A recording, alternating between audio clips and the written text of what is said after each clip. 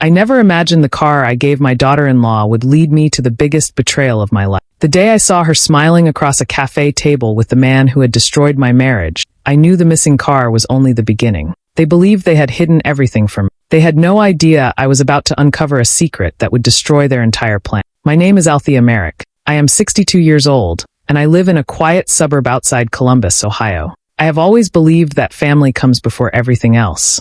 I worked hard for many years, saved carefully, and tried to help the people I loved whenever I could. My son, Gannon, has always been the most important person in my life. When he married Briseis Rowan 3 years ago, I welcomed her into the family with an open heart. I treated her like the daughter I never had. A few months ago, Gannon and Briseis told me they were struggling because their old car kept breaking down. They said they couldn't depend on it to get to work or make doctor appointments. I felt sorry for them. After thinking about it for weeks, I decided to surprise them with a nearly new luxury SUV. It wasn't brand new, but it was reliable, safe, and in excellent condition. Buying it meant using a large part of my savings, but seeing the smiles on their faces made every dollar worth it. Briseis hugged me tightly and thanked me over and over. She promised she would always take good care of it. About a month later, Briseis came to my house looking upset. She told me the SUV had been stolen from a grocery store parking lot. She said she had called the police and that there was nothing anyone could do. I comforted her, but something about her story felt strange. She avoided looking me in the eyes, and some small details didn't seem to fit together. I pushed those thoughts aside because I didn't want to accuse her without proof. A few days later, I was running errands across town when I stopped near a small cafe for coffee. As I walked past the front window, I froze. Sitting inside was Briseis. Across from her sat my ex-husband, Corbett Merrick. We had been divorced for nearly 15 years, and he hadn't spoken to me since the day he walked out of our marriage. Yet there they were, laughing together like old friends. My first instinct was to walk inside and demand answers. Instead, I stepped back. If they were keeping secrets, I wasn't going to warn them that I had seen everything. I quietly walked away and decided that before I asked a single question, I was going to learn the truth. The morning after I saw Briseis with Corbett, I acted as if nothing had happened. I called Gannon just to check on him. He sounded tired from work, but otherwise normal. We talked for a few minutes, and before hanging up, I casually asked how they were managing without the SUV. He laughed and said they were borrowing rides from friends whenever they needed to go somewhere. His answer caught my attention because it sounded honest. If he was lying, he was doing a very good job. Over the next 2 weeks, I paid attention without making it obvious. Whenever I visited their house, I noticed small changes that didn't match the picture they had painted. Briseis had a designer handbag I had never seen before. A few days later, she showed up with freshly colored hair, a manicure, and new clothes. She even talked about booking a weekend spa package with one of her friends. That didn't make sense.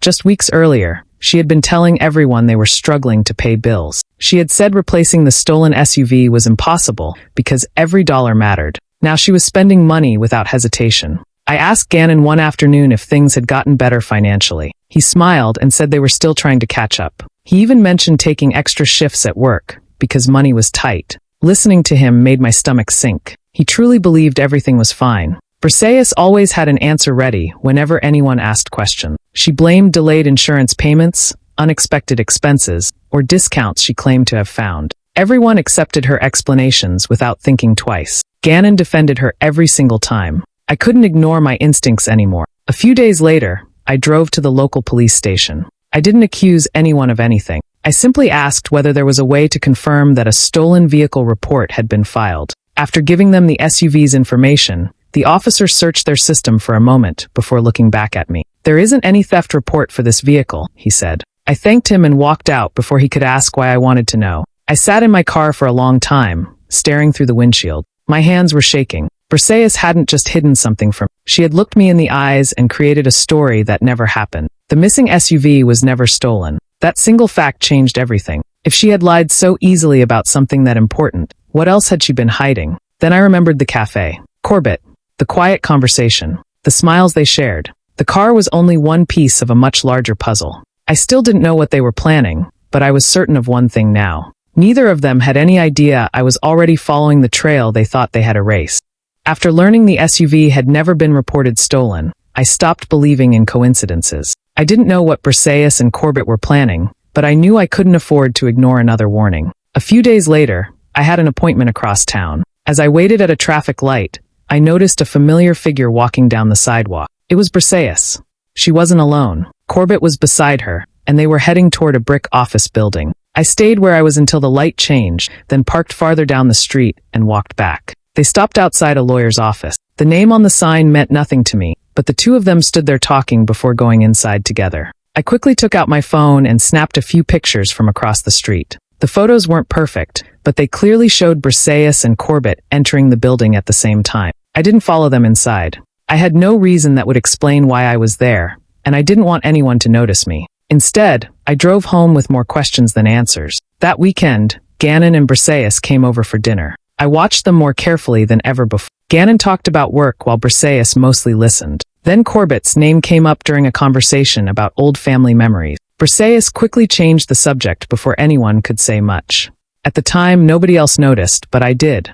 As the evening went on, something else bothered me. Briseis casually mentioned that I probably wouldn't want such a large backyard anymore because keeping up with the house must be difficult at my age. A few minutes later, she joked that retirement savings disappear faster than people expect. The comments sounded harmless, but together they made me uneasy. Corbett had never known much about my finances while we were married because I always handled my own money. Yet now it felt like someone had been feeding him information. Things I had shared only with close family somehow seemed to be reaching him. That night, I opened the filing cabinet in my home office.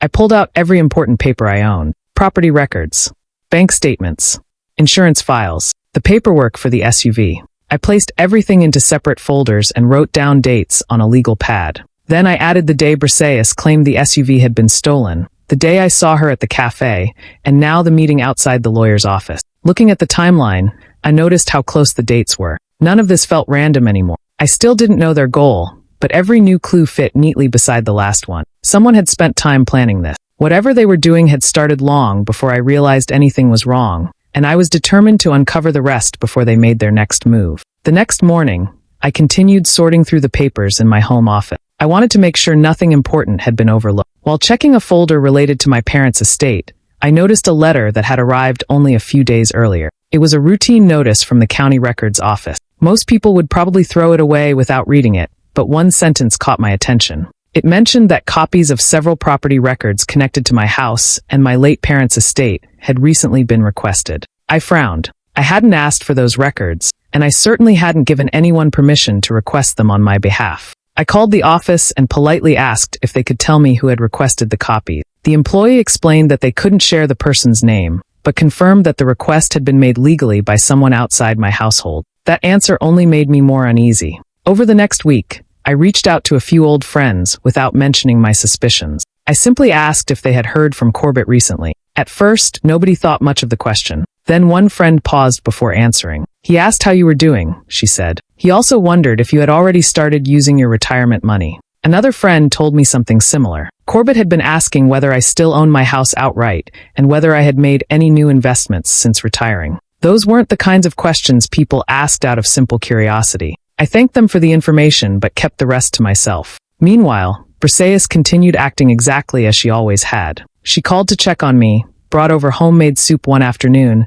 and even offered to help clean my garage. If I hadn't known about the cafe meetings, I might have believed every bit of it. Watching her smile while knowing what I knew was harder than I expected. I kept reminding myself not to lose my temper. If I confronted her too soon, she would simply deny everything. Late one evening, I sat at my kitchen table with all my notes spread out in front of me. I looked at the missing SUV, the lawyer's office, the property records, and Corbett's questions about my money. Then it finally clicked. Selling the SUV had never been about paying bills. They needed cash quickly for something else. The vehicle had simply been the easiest way to get it. Whatever they were planning required money, information about my assets, and legal paperwork. None of those things happened by accident. I leaned back in my chair and stared at the stack of documents. For the first time, I stopped wondering if they were working together. I knew they were. The only question left was how far they were willing to go before they tried to bring me into whatever scheme they had already started. Once I accepted that the SUV had been sold on purpose, I knew I had to find out where it had gone. I spent the next few days making phone calls and checking every public record I could legally access. It took patience, but eventually I found a record showing the vehicle had changed ownership only a few days before Briseis claimed it had been stolen. The paperwork led me to the new owner, a man named Nolan. I wasn't sure he would agree to speak with me, but I decided to try anyway. When I knocked on his door, he looked confused. I introduced myself and explained that I had once owned the SUV. His expression changed immediately. "I bought it from a woman named Briseis," he said. "Is something wrong?"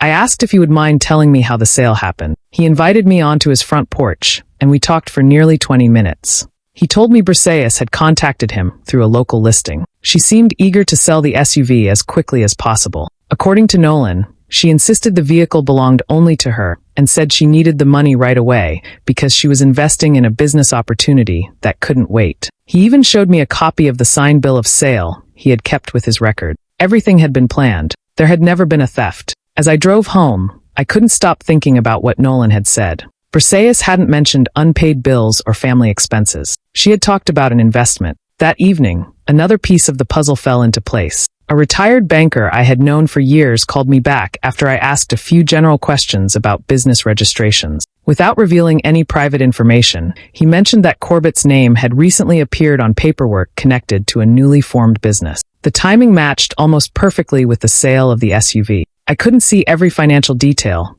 but I didn't need to. The money from the SUV had clearly gone somewhere other than my son's household. It had become part of something Corbett was building. I spread the documents across my dining room table once again. The bill of sale, the dates, my notes, and the information about the new business all fit together. Briseis had looked me in the eyes and accepted my gift with tears of gratitude. Then she sold it without telling anyone, lied about what happened, and helped fund a business connected to my ex-husband. This was no longer about a broken promise or family disappointment. They had used my generosity to finance whatever they were planning next. The deeper I looked, the clearer everything became. I wasn't dealing with careless decisions. I was dealing with two people who had carefully turned my kindness into the first step of a much larger financial scheme, and I had no intention of letting them finish what they had started. I knew I couldn't handle this alone anymore. The more I learned, the more careful I had to be. If I made one mistake, Briseis and Corbett would cover their tracks before I had enough proof. I needed people who understood the law better than I did. Through a trusted friend, I was introduced to an attorney named Evelyn Sloan. I brought every document I had collected and explained everything from the missing SUV to the meetings with Corbett. She listened without interrupting. When I finished, she leaned back in her chair and said, "You did the right thing by waiting. Now let's see how deep this goes." A few days later, she introduced me to a forensic accountant named Grant Hollis. His job was to follow money, even when people tried to hide it. He carefully examined the dates, business records, and financial information I had gathered. Within a week, they found something that made my heart sink. Corbett's new business wasn't operating the way a normal real estate company would. It had almost no business activity, no completed projects, and very little money except for the amount that appeared soon after the SUV was sold. Grant explained that companies like this sometimes exist only to attract investors. They create the appearance of a promising opportunity, collect money, and leave investors with nothing. Then Evelyn found another detail. Draft investment papers had been prepared even though no legitimate project had started. The documents weren't signed yet, but they were clearly written to convince someone to invest a large amount of money. I didn't need anyone to tell me who that someone was. Everything pointed toward me. Corbett knew I had retirement saving. Briseis knew exactly how much I trusted family. Together, they believed they could convince me to put my money into a business they secretly controlled. The SUV had given them enough cash to make the company look real. It was the first piece of the illusion. After that meeting, Evelyn gave me simple advice. Don't let them know you've figured it out. So I did exactly that. When Briseis called, I answered with my usual cheerful voice. If she invited me to dinner, I went. I smiled, asked about work, and never mentioned the business or the SUV. She acted completely relaxed, convinced I still believed every word she had told me. Gannon remained the only person completely in the dark. Watching him laugh beside his wife was painful, because he had no idea what was happening behind his back. I wanted to tell him everything, but Evelyn reminded me that accusations without complete proof could destroy my relationship with him. So I stayed patient. Every new record, every document, and every conversation went into a folder locked inside my desk. They believed they were getting closer to their goal. They didn't realize I was quietly building a case that would be impossible for either of them to explain away. For days, I kept thinking about Gannon. He was my son, and every new piece of evidence made me feel worse for him. If he truly had no part in this, then he was being deceived just as much as I was. Still, I couldn't simply hand him a folder full of documents and expect him to believe me. I had to know where he stood. I invited him over for lunch on a Saturday while Briseis was visiting one of her friends. We ate quietly for a while, talking about ordinary things. Before he left, I asked a simple question. Did the insurance company ever pay you for the SUV? He looked surprised. "What insurance payment?" he asked. I stared at him for a moment before speaking again. "I thought they were still processing your claim." He slowly shook his head. "There wasn't any claim, Mom. Briseis told me everything was being handled. She said I didn't need to get involved because she had already spoken to the insurance company." His answer told me more than he realized. I changed the subject and let him finish his coffee. Before he left, I asked one more question. "Has Briseis mentioned seeing my ex-husband lately?" He laughed awkwardly. "Corbett? Why would she?" The confusion on his face looked completely real. After he walked to his truck, I knew one thing for certain. Gannon wasn't pretending. A few days later, I asked him to stop by again. This time, I showed him only one photograph. It was the picture I had taken outside the lawyer's office. He stared at it for several seconds. "Maybe this isn't what it looks like," he finally said. I didn't argue. Instead, I told him where and when the photo had been taken. Then I asked him to keep his eyes open before deciding who was telling the truth. 3 evenings later, Gannon called me. His voice was shaking. "I followed her after work," he whispered. He had seen Briseis park near the same cafe where I had first spotted her with Corbett. He watched from across the street as they walked inside together. They weren't hiding anymore because they believed nobody was watching. Gannon stayed long enough to see them leave together, talking and smiling. That single moment broke something inside him. The next morning, he came to my house. He looked exhausted, as if he hadn't slept all night. "I should have listened to you sooner," he said quietly. "I didn't say. I told you so." Instead, I made him a cup of coffee and placed my folder of evidence on the table between us. For the next 2 hours, we went through every paper together. He read each document carefully, asking questions whenever something wasn't clear. When we finished, he closed the folder and looked at me. "They can't know I know," he said. I nodded. For the first time since this nightmare had begun, I wasn't facing it alone. Mother and son were finally on the same side, and together we would make sure the truth came out at exactly the right time. A week after Gannon learned the truth, everything started moving faster. Briseis became unusually kind. She called more often, invited me to dinner, and even asked if I wanted to spend more time with the family. I knew exactly why. They believed I was ready for the next step. 2 days later, Corbett called me for the first time in years. His voice sounded friendly, almost warm. He apologized for the past and said life was too short to keep holding on to old mistakes. Then he mentioned a real estate business he had recently started. He claimed it was growing quickly and that he wanted me to have the chance to invest before outside investors came. I acted surprised but interested. He suggested we all meet at his office the following Friday. I agreed without hesitation. The moment I hung up, I called Evelyn. She had expected this call. Over the next several days, she carefully prepared everything. She reviewed every paper they might place in front of me and arranged for an independent witness to be present nearby if needed. Grant also continued tracing the company's financial record. Every new transfer, business filing, and payment was added to the evidence we had already collected. Their advice was simple. Let them talk. Don't interrupt. Don't accuse anyone. Give them every chance to explain their own lies. Meanwhile, Gannon continued acting as though nothing had changed. At home, he treated Briseis exactly the same as always. He laughed at dinner, asked about her day, and never hinted that he knew about Corbett. It wasn't easy for him, but he understood why it mattered. Friday finally arrived. I walked into Corbett's office carrying only my purse. Briseis greeted me with a warm smile, as if we were one happy family. Corbett welcomed me inside and proudly showed me framed pictures of buildings and development plans hanging on the wall. Everything looked impressive. Almost too impressive. He spoke confidently about future profits, growing neighborhoods, and how early investors would earn excellent returns. Briseis sat beside him, smiling every time he mentioned trust or family. Then Corbett placed a folder in front of me. Inside were investment agreements, financial projections, and signature pages waiting for me. He slid a pen across the table. "This is a wonderful opportunity," he said. "I wouldn't offer it if I didn't care about your future." I picked up the papers and slowly turned each page, asking calm questions while pretending I was seriously considering the offer. Neither of them noticed how confident they had become. They believed every word they spoke was bringing them closer to my retirement saving. What they didn't know was that every promise, every number, and every statement they made was being carefully documented. They thought I had walked into their trap. In reality, they had just stepped into mine, and there was no easy way out anymore.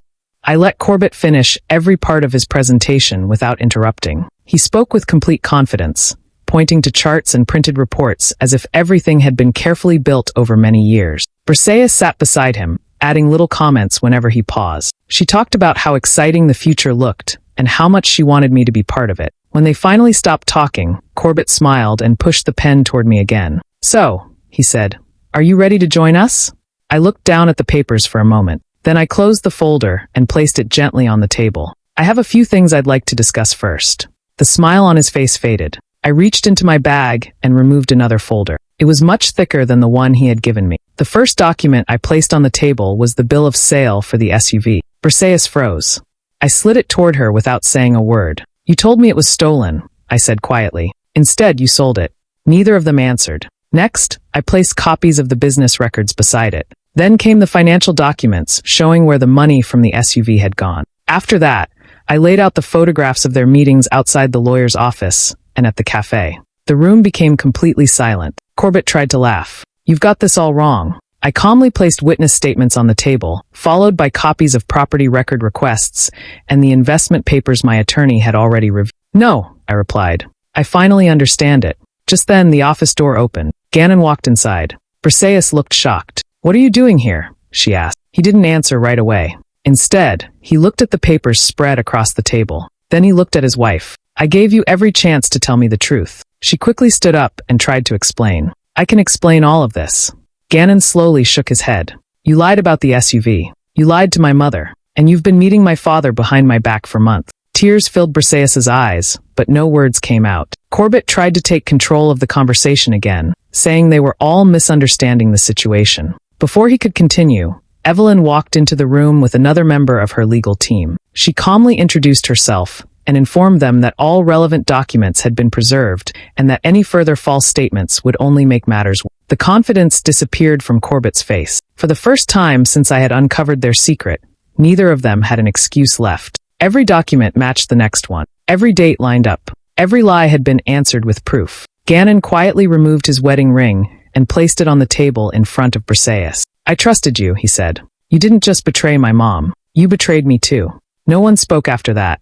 The silence in the room said more than any argument ever could. The weeks after that meeting were difficult, but for the first time in a long while, I felt calm. Everything was finally out in the open. There were no more secrets hiding behind friendly smiles or careful excuses. The authorities reviewed the business records, financial documents, and every piece of evidence my attorney had collected. It didn't take long for them to discover that the investment company had never been a real business. It existed only to attract money from people who trusted Corbett. Because the records were clear, the entire plan fell apart before anyone else lost their savings. Corbett tried to blame Briseis. He claimed she had handled most of the financial decision. Briseis answered by saying she had only followed Corbett's instruction. They spent more time blaming each other than defending themselves. Watching them turn against one another reminded me that people who build relationships on lies rarely stay loyal when the truth comes out. Gannon moved out of the house only a few days after the meeting. He stayed with a close friend while he figured out what to do next. Ending his marriage wasn't an easy decision, but he told me he couldn't spend the rest of his life wondering what else had been hidden from him. A few months later, he officially filed for divorce. Our relationship slowly became stronger than it had been in years. We started having dinner together every Sunday evening. Sometimes we talked about what had happened, but most of the time we didn't. We talked about work, sports, family memories, and plans for the future. It felt good to laugh again without worrying about who might be pretending. People often ask if I ever got the SUV back. I didn't. By the time everything was finished, it belonged to someone who had bought it honestly without knowing the truth. I never wanted to take it away from him. Holding on to anger wouldn't have changed anything. Instead, I used the money I recovered through the legal process to make a fresh start. I repaired my home, took a trip I had postponed for years, and finally began enjoying the retirement I had worked so hard to earn. Looking back now, I understand something I couldn't see at the beginning. The SUV was never the real target. It was simply the first thing they took, because they believed it would lead them to something much bigger. They wanted my savings, my home, and my trust. They thought they could use my love for my family against me. They were wrong. The truth arrived later than I wanted, but it arrived with enough proof to protect everything they hoped to steal. I lost a vehicle, but I found clarity. I lost the illusion of a perfect family, but I gained honest relationships built on trust instead of lies. In the end, they walked away with nothing except the consequences of their own choices, and I finally found the peace they could never take from me.